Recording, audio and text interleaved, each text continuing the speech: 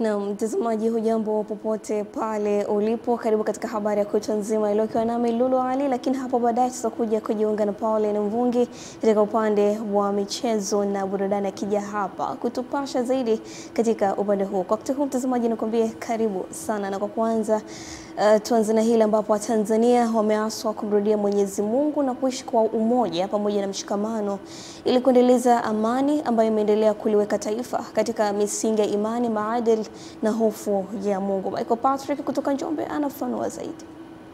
Wito huo umetolewa na mwinjilisti wa kimataifa wa kanisa la Waadventista wa Sabato Andrew Chikwanda katika ibada maalum iliyofanyika kwenye kanisa hilo lililopo kata ya Mji Mwema mkoani hapa, ambapo amesema kuwa jamii inapopoteza uhusiano wake wa karibu na Mungu ni dhahiri utulivu katika taifa hutoweka. Hakuna tofauti na kipindi cha Nuhu, hakuna tofauti na kipindi cha Sodoma na Gomora, hakuna tofauti.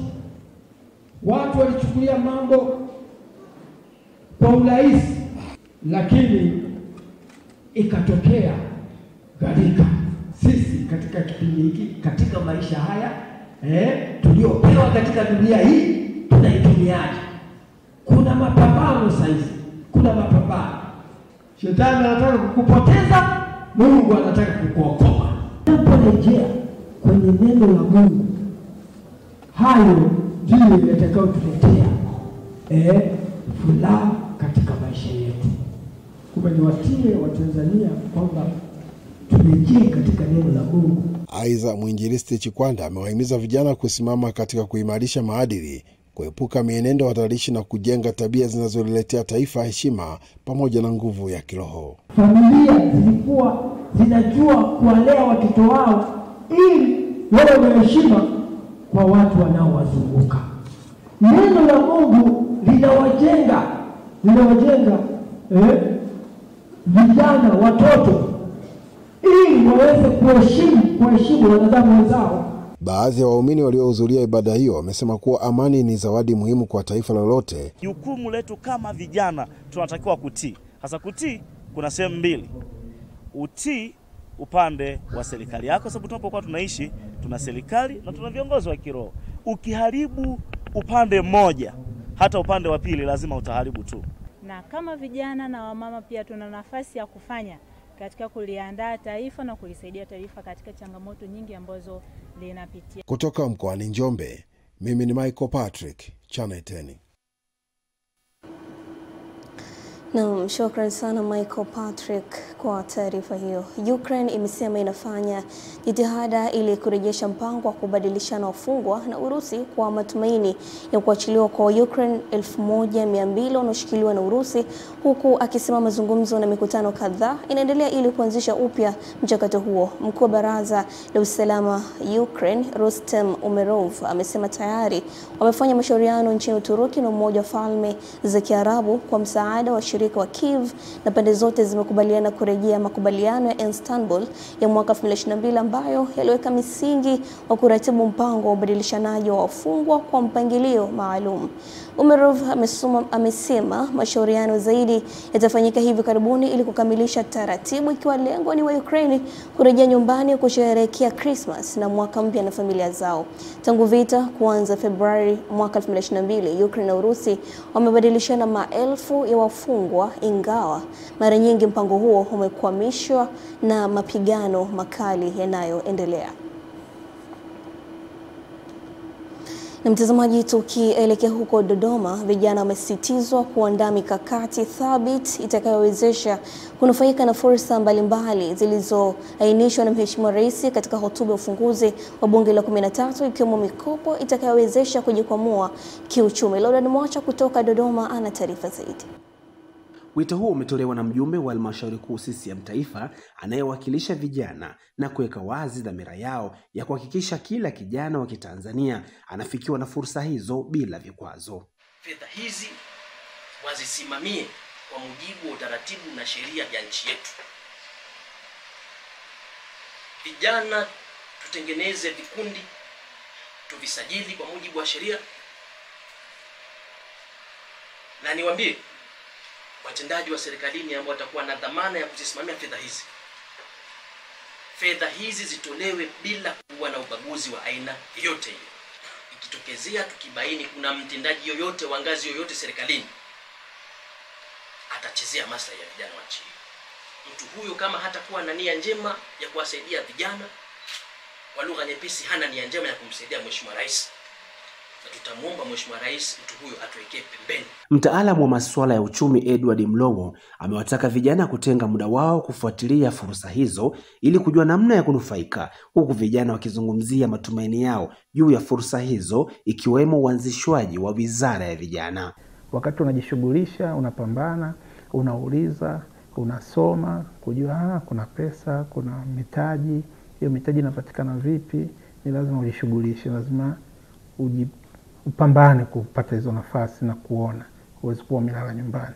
Kwa vijana wakae mkao kula, vijana wafuatilie mambo hayo ambayo yanatokea, wafuatilie kujua sasa tuna wizara yetu, wawe karibu ili waweze kufanikisha kupata hiyo nafasi. Mambo mengi sana ambayo sisi kama vijana tulikuwa tunajiuliza tutasemea wapi kupitia hiyo wizara, basi tunaweza tukajadili mengi. Ni matumaini yangu kupitia hiyo wizara tunaenda pia kupata baraza la vijana. Kama wamewezeshwa kwenye kilimo manake au sekta zingine, manake vijana watakuwa wanapambana juu chini kwa ajili ya kuweza kujipatia kipato. Kwa hiyo uchumi wao kama vijana utaongezeka.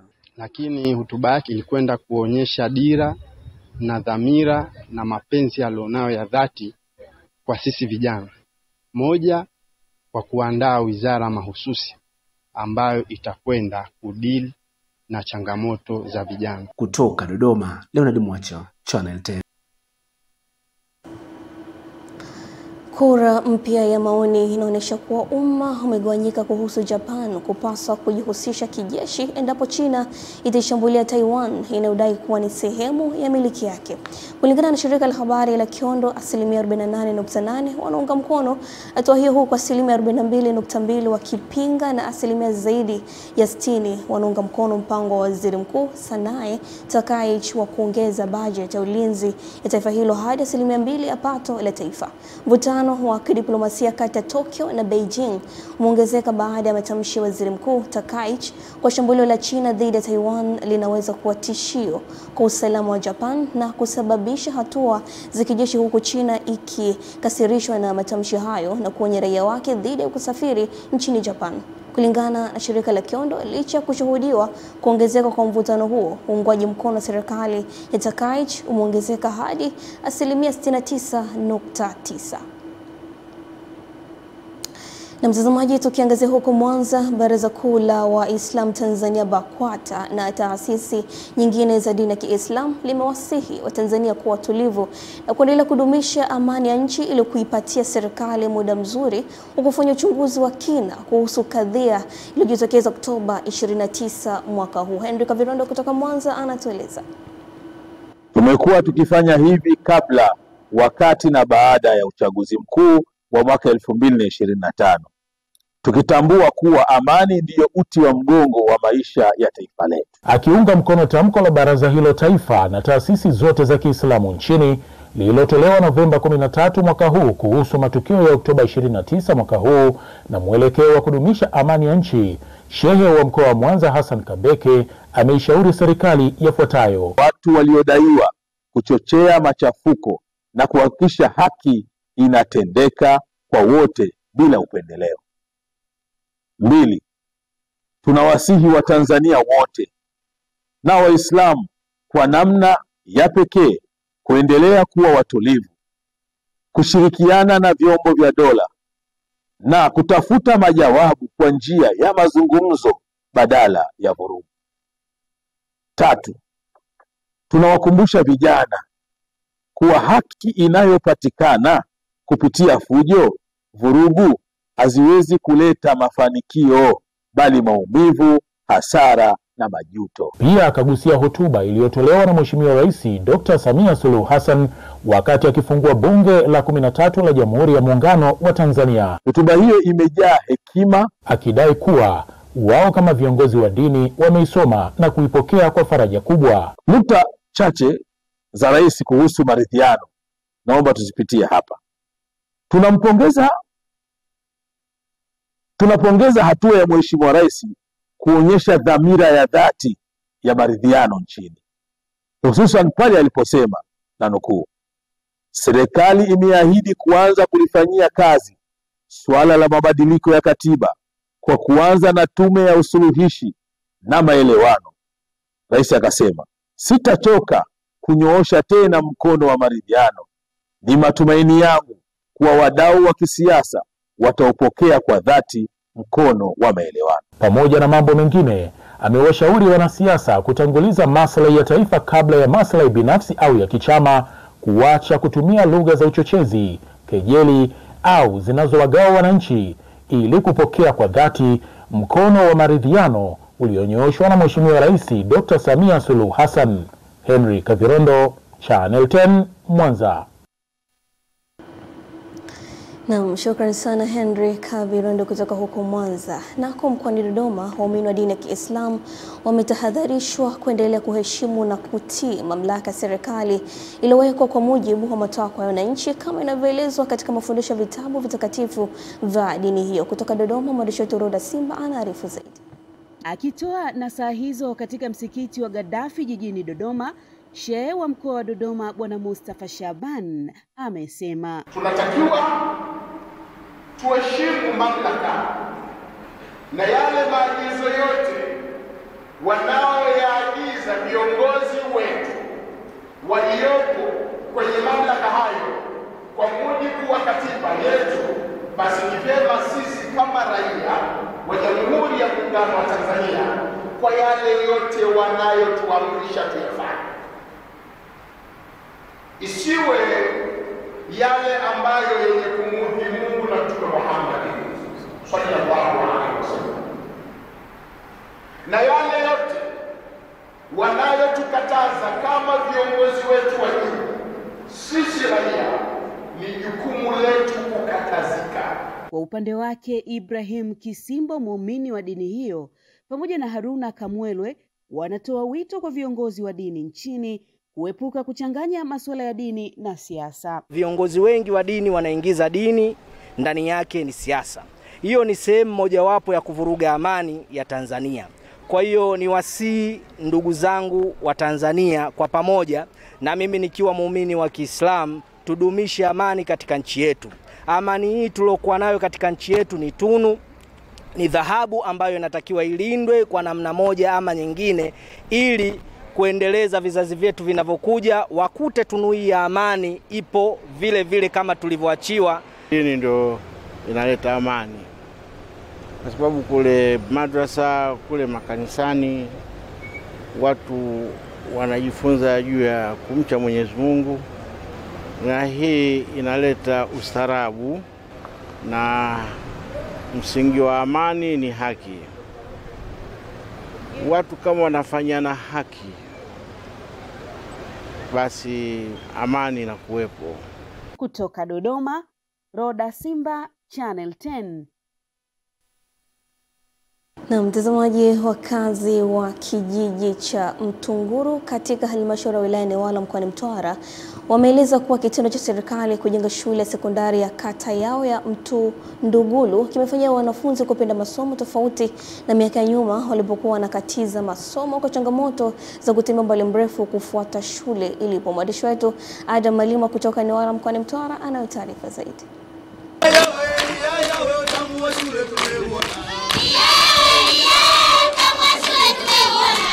Ni wanafunzi wa kidato cha kwanza wa shule ya sekondari Mtunguru iliyopo halmashauri ya wilaya Newala mkoani Mtwara.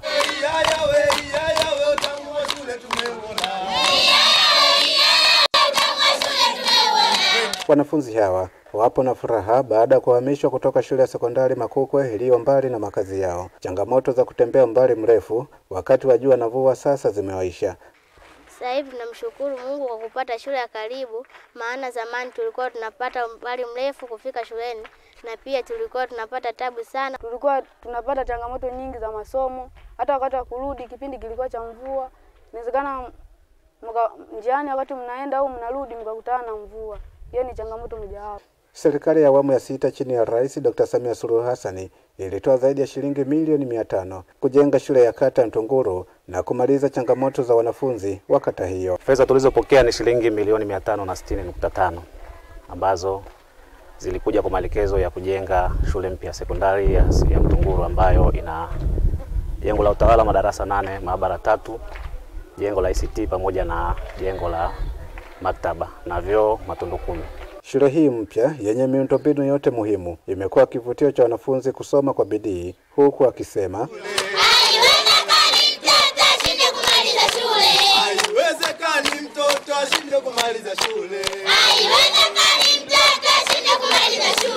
Wazazi wao wanatoa kongole kwa Rais Dr. Samia Suluhu Hassan. Tulikuwa na kiu kubwa ya kupata sekondari kwa sababu sisi kwenye eneo letu ndo tunatoa wanafunzi wengi ambao walikuwa wanasoma kwenye eneo hilo la Mchene. Lakini sasa hivi tumpata sekondari kubwa, ni kitu cha kujivunia na tunampongeza mama kwa kazi kubwa. Kutoka katika shule ya sekondari Mtunguru iliyopo hapa kijiji cha Mtunguru, halmashauri ya wilaya Newala mkoani Mtwara, Adam Malima, Channel 10. Naam, shukrani sana Adam Malima kwa taarifa hiyo. Rais wa Lebanon Joseph Aoun ameagiza wizara yake ya mambo ya nje kuandaa malalamiko dhidi ya Israel kwa kujenga ukuta ndani ya ardhi ya Lebanon. Hii inafuatia taarifa ya kikosi cha kulinda amani cha Umoja wa Mataifa UNIFIL kwamba jeshi la Israel limejenga ukuta karibu na kijiji cha Yarum na kufanya zaidi ya mita za mraba 4,000 za ardhi ya Lebanon zisiwezekane kufikiwa na wananchi.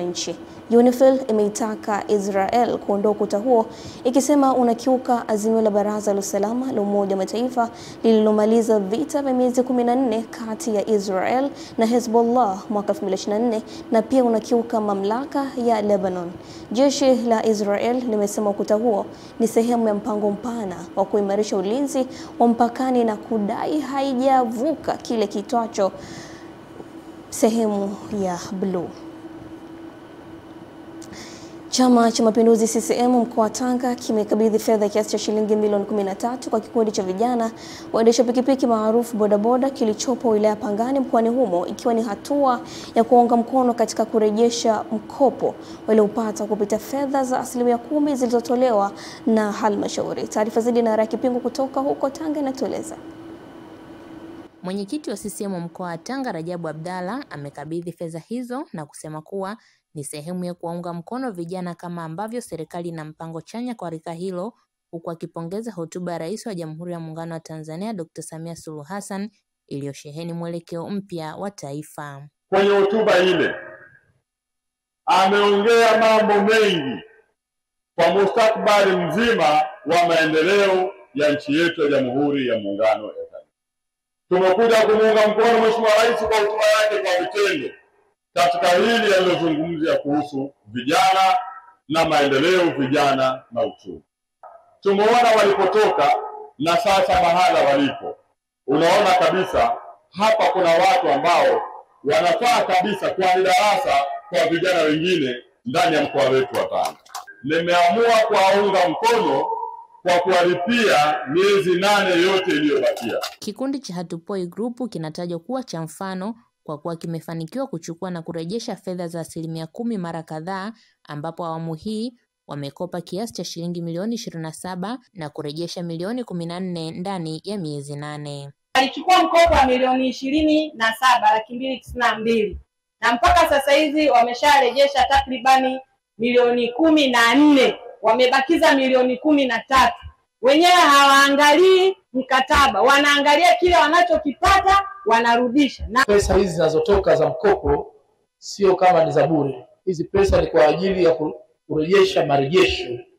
Kwa mikopo tunapokopeshwa lazima turejeshe. Kikundi kimepata mafanikio mbalimbali kupitia utekelezaji wa shughuli zake, ikiwemo kutoa ajira za vijana 8 za moja kwa moja. Kufikia sasa tumepata mafunzo ya ujasiriamali, usimamizi wa fedha. Kutoka Tanga, Raki Pingu, Channel 10. Halmashauri ya wilaya ya Makete mkoani Njombe imejipanga kuongeza tija na uzalishaji wa kilimo cha viazi mviringo kwa kuweka mkazo kwenye mifumo ya umwagiliaji ili kukabiliana na changamoto ya ukame unaowakumba wakulima wengi. Michael Patrick kutoka Njombe anafafanua zaidi. Imeelezwa hadi kufikia mwaka wa fedha 2024-2025 zaidi ya shilingi bilioni 1.9 zimekusanywa kupitia ushuru wa viazi, lakini sehemu ya wakulima bado wameshindwa kunufaika kutokana na uhaba wa maji kwenye maeneo ya uzalishaji. Watu wanategemea mvua. Kwa hiyo tukipanda mazao yetu tunaweza kukaa labda kwa mwaka mvua ikanyesha kwa upande na upande. Kwa hiyo mazao tunakuwa tunapata kidogo. Wilaya ya Makete ni moja ya wilaya yenye eneo ambalo limebarikiwa ardhi yenye uwezo mkubwa wa uzalishaji viazi mviringo. Changamoto ya ukosefu wa maji imeendelea kuathiri uzalishaji licha ya juhudi za halmashauri kuboresha kilimo hicho. Kama hapa mkurugenzi mtendaji wa halmashauri ya Makete Jerry Diamond anafafanua mipango ya halmashauri hiyo katika kuongeza uzalishaji kupitia uboreshaji wa miundombinu ya umwagiliaji. Tunadhani kwamba tukifanya hivyo, moja, tutakuwa tumewasaidia wananchi wale ambao watakuwa na changamoto ya kilimo. Kwa mfano sasa hivi tunazungumzia hali ya hewa ya mvua ambayo haieleweki, haitabiriki, lakini tushakuwa na miradi ya umwagiliaji, maana yake tayari tutakuwa tumempa uhakika yule mwananchi lini alime na yeye mwenyewe atakuwa huru kuchagua wakati wa kufanya kilimo chake. Kwa hiyo tunadhani kwamba mradi huu utakuwa ni wenye tija, lakini pia utaongeza hamasa, utaongeza uzalishaji. Takwimu mwaka jana tumeweza kulima ekari kama hekta 18,000 ambapo tulipata tani kama 390 na kitu. Hatua hii imekuja baada ya wataalamu kutoka bonde la maji la Ziwa Nyasa kufanya utafiti katika vijiji vya Malembuli na Ibaga vilivyopo kata ya Mang'oto kwa lengo la kubaini maeneo ya kuchimba visima. Hapa tuna zoezi la utafiti wa maji chini ya ardhi. Zoezi linaloendelea hapa ni utafiti wa maji kwa ajili ya uchimbaji wa visima vya umwagiliaji. Lakini vile vile tutakuwa na chanzo kimoja ambacho ni chanzo cha maji ya mto, nacho kitasaidia katika kumwagilia kwenye hili eneo. Kutoka hapa katika chanzo cha maji cha mto Mkenja, wilayani Makete mkoani Njombe, mimi ni Michael Patrick. Na mtazamaji, taarifa yake hiyo Michael Patrick kutoka Njombe ndio inatupasa kwenda kupata mapumziko mafupi. Tukirejea tunakuja kujiunga zaidi na Pauline Mvunge katika upande wa michezo na burudani. Endelea kusalia nasi, hii ni Channel 10 Plus, nami ni Lulu Ali.